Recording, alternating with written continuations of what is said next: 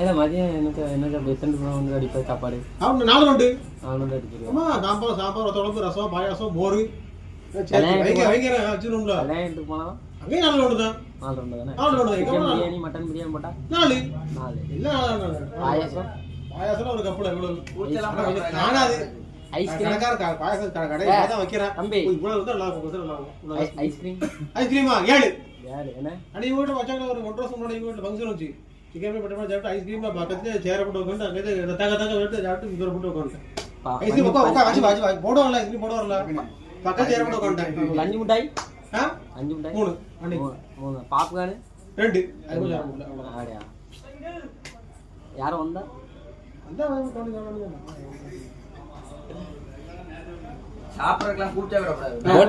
ஹோட்டல்ல ஸ்பெஷல் ஆறுதல் முடியும்.